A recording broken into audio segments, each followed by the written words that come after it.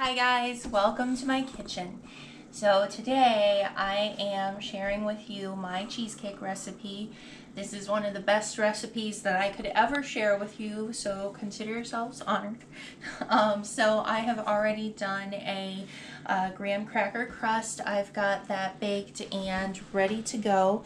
I posted that video for you last week. So now on to the cheesecake filling. This is a baked cheesecake, and as such it is a little bit temperamental, so I'll give you some tips as I go. To start off with, we are going to start with 5 8-ounce packages of cream cheese. So about 2.5 pounds of cream cheese here. There's a reason that cheesecake is expensive in the store, and it's because it uses a lot of good ingredients and it takes a lot of time. So that is going into my mixer. One of my tips here, this is going to be something where you want to have everything room temperature if at all possible. That is going to help you to not have lumps in your cheesecake batter, and it's also one of those recipes where everything really needs to combine together perfectly. You want it to be silky and smooth and creamy, and if you have one thing cold and one thing room temperature, that's not going to work right. If you have everything cold, it's not going to do what it should either. So what I'm going to do is I am going to mix this up and smooth it all out before I add anything else. I'm going to have you come back in about 2 minutes once I have that to the right consistency, and then I'll show it to you, okay? Okay guys, welcome back. So at this point I gave this just about 20 seconds at a medium and then a slightly higher speed, just to kind of break it down from the brick form. They were room temperature, so that really didn't take very long at all.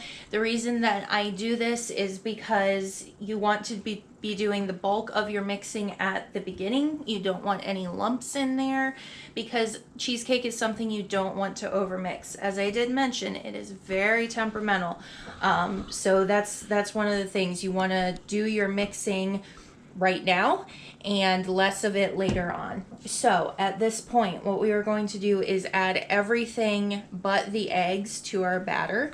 So everything but the eggs means 2 teaspoons of vanilla,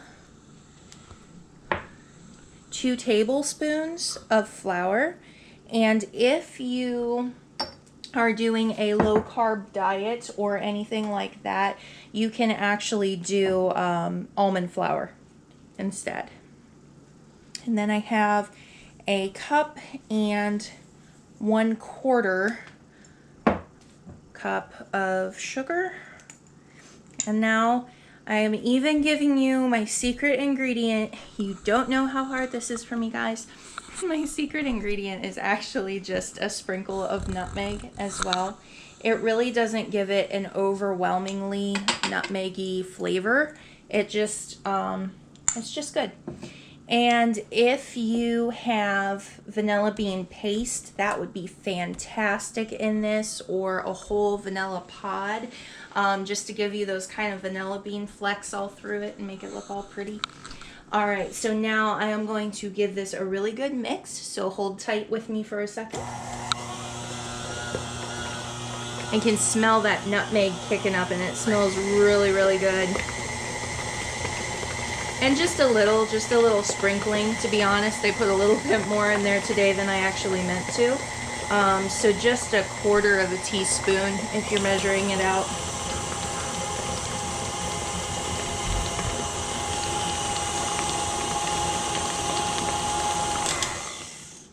Beautiful. So look at that. Look how nice and creamy that looks. Now what I'm going to do is scrape down my bowl, and then I'm going to give it another like maybe 20 to 30 second mix, just because, you know, sometimes the stuff gets kind of caked around the side of my bowl or on the bottom. So just to make sure I have everything really well incorporated. So hold on for me while I do that.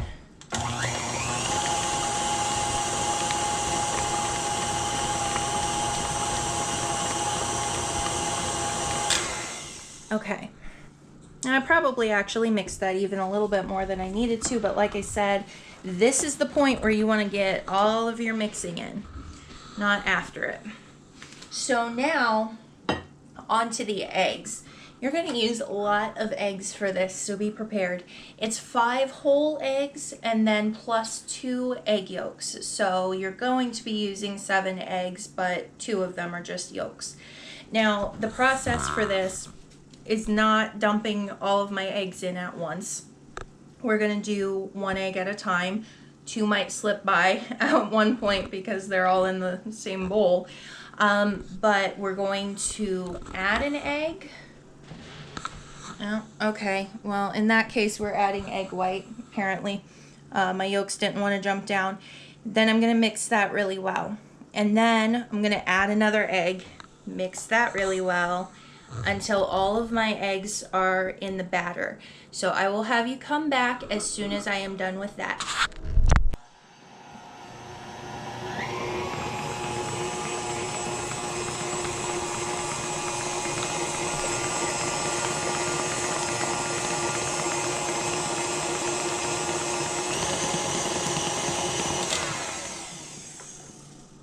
Alright guys, welcome back.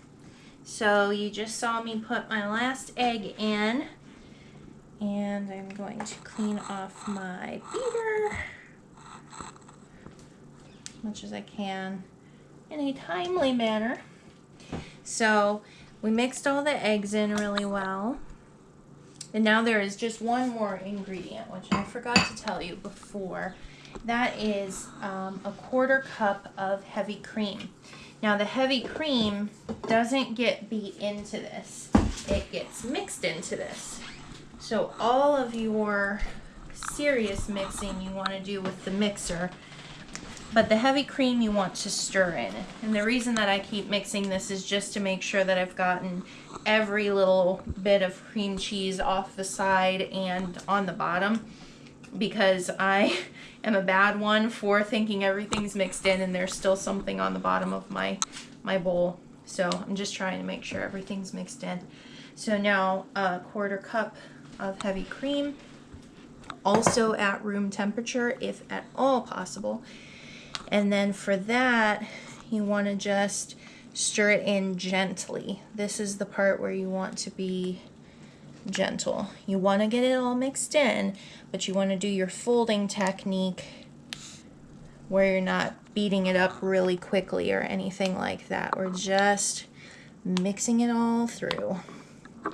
So this is where you have some Christmas music on in the background and you're just really, really patient with it until it's all nice and silky and creamy. That is going to make a lovely cheesecake in just a minute. So I'm going to put this aside for a second. And I decided, well, we decided that this would be a good thing to show you how to do. As I mentioned, you have to be really careful with cheesecakes. So they are delicious regardless of how you make them, regardless of if they have a big giant crack down the middle or what have you. But we like our cheesecakes to be pretty and smooth topped and shiny.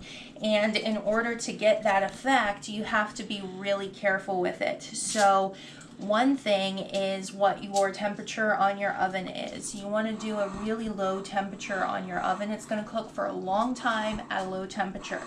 My oven is set to, I think, about 225 right now. Some recipes do call for starting off the temperature at a high temperature and then bringing it down low. To be honest, you can preheat your temperature to a high temperature and then drop it down before you put your cheesecake in.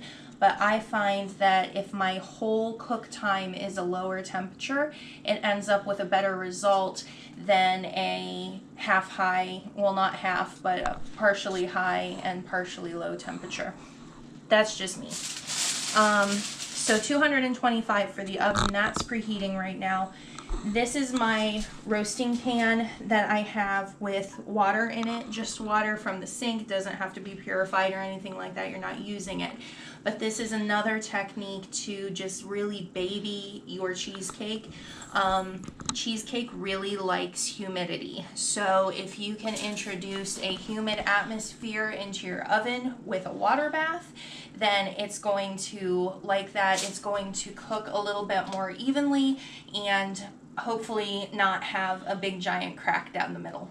So once you've got your springform pan with your graham cracker crust in it, you're going to cover it with aluminum foil. And you have to be really careful at this step because you don't want to cover it loosey-goosey, because if you do, then you're going to run the risk of all this water from your water bath seeping up into your crust and making a soggy crust. So what I've done is I pulled off 2 pieces of aluminum foil, put them in a crisscross fashion, and you know, just be on the safe side, because I have had that happen before. It's not fun.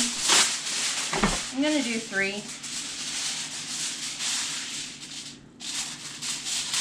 Just so I got all my bases covered. It's probably a little extreme, but.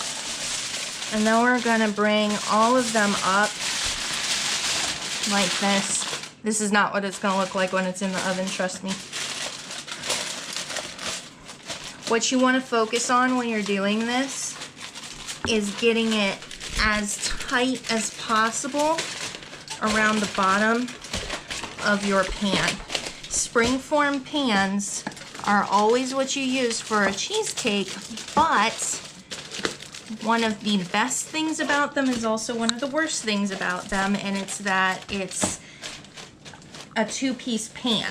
So if this was a solid 1-piece pan, we wouldn't have to worry about this. But being that it's not solid, we really want to make sure that our water doesn't seep in. Now, my husband just pointed out this is a potential area where we're gonna have a problem right there. So to fix that, we're gonna use more aluminum foil. Ah! You might not know this, but that's actually what my house is like, screaming like that. Okay, so we're gonna just make sure that this piece of foil goes over that well enough. As I said, a little extreme maybe, but you really just don't want to be in the situation where water gets in here and your crust is completely soggy. It's not a good thing. So now that I've got the outside of it taken care of, I just go around and bend all of this stuff around underneath of it, just so that it's not at all in the line of, if your cheesecake rises at all, that it won't get in contact with any of the foil. So just like that. Now to test this, moment of truth here, instead of putting your cheesecake batter in here and then putting it in the water bath, to make sure that you've got a correct seal on this, start off with your roasting pan, or any pan that is big enough for your cheesecake pan to fit into. And let's see if it floats. And we're not actually looking for floating, it is actually floating, but what you're looking for, if it were to be a seal that's not tight, that's not watertight, pretty soon you would start to see, at first it would look like sweat almost, little beads of water coming up, and then within just a couple seconds it would be completely moistened in there. So I'm not seeing any sweating graham cracker crust, so I think we're good to go, which I am super thankful of. And if you do happen to see that. This is why I went so extreme. If you do happen to see that, you just need to scrap the crust and start all over again, which is not fun.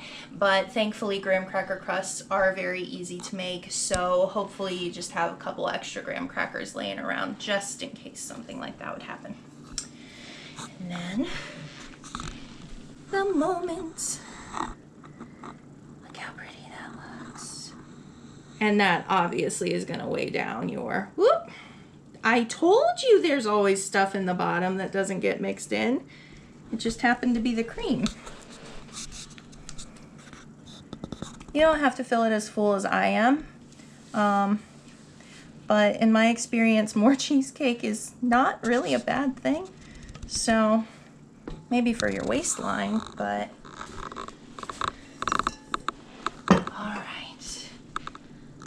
and that is that. So that is going to go in my oven, as I said, at 225.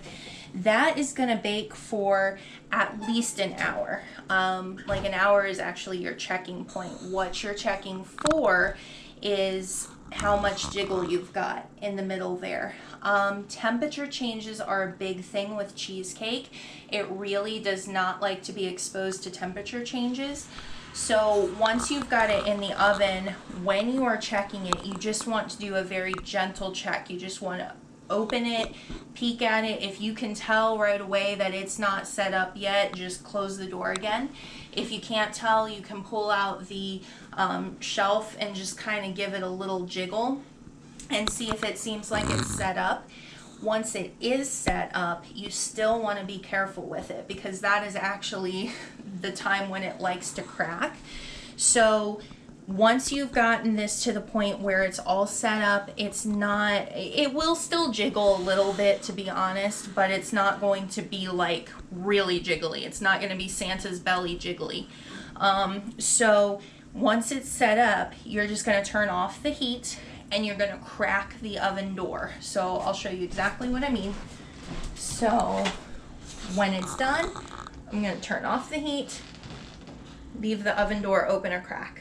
Because the oven is going to retain its heat for a little while, we do want it to stop cooking, but we don't want it to have an extreme temperature change. And whatever you do, don't take it out of the oven and put it right in the refrigerator. That's not gonna be a good deal.